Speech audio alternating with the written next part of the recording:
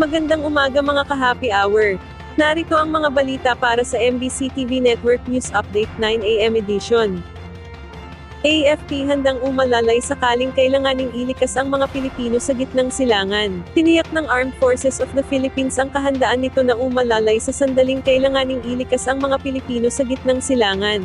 Ito'y kasunod pa rin ng nagpapatuloy na tensyon sa pagitan ng Israel at Iran na magpahanggang ngayon nagpapalitan pa rin ng mga airstrike. Ayon sa AFP Public Affairs Office, may nakatalaga namang contingency measures kung kakailanganin ang kanilang tulong, katuwang ang United Nations Peacekeeping Mission. Samantala, sinabi naman ni Philippine Navy spokesperson for the West Philippine Sea Rear Admiral Roy Vincent Trinidad na walang epekto sa kasalukuyang sitwasyon sa West Philippine Sea ang pag-alis ng US aircraft carrier USS Nimitz patungong Middle East. Patuloy naman aniya ang sariling pagpapatrolya ng Pilipinas sa bahaging iyon ng karagatan, at normal lamang saan ito'y dynamic naval forces ang umikot sa mga lugar kung saan ito higit na kailangan.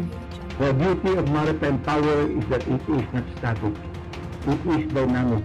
In the Philippine setting, the Philippine Navy does not only stay in one particular vicinity of our maritime domain. We conduct continuous patrols all over the archipelago.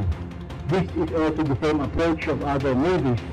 Where there is a conflict or potential hotspot, they move around their naval forces. That is all part and parcel of having a naval force. We move them around where they are needed, when they are needed. Sa iba pang balita, Eco-Waste Coalition pinag-iingat ang mga magulang sa pagbili ng insulated steel tumblers dahil sa taglay na lead content. Pinayuhan ng Eco-Waste Coalition ang publiko na iwasan ang pagbili ng hot and cold insulated steel tumblers na coated ng pintura na nagtataglay ng lead. Naalarma ang Toxic Watch Group lalo pa at nagsimula na ang pasukan ng klase, at marami na ang namimili nito.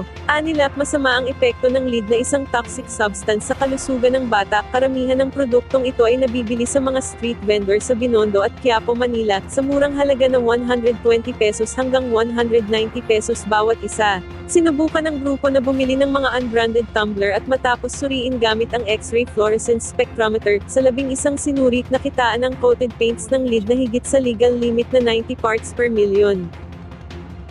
At yan ang mga balita para sa MBC TV Network News Update 9 AM edition. Abangan ang mga susunod na balitaan mamaya para sa 10 AM edition.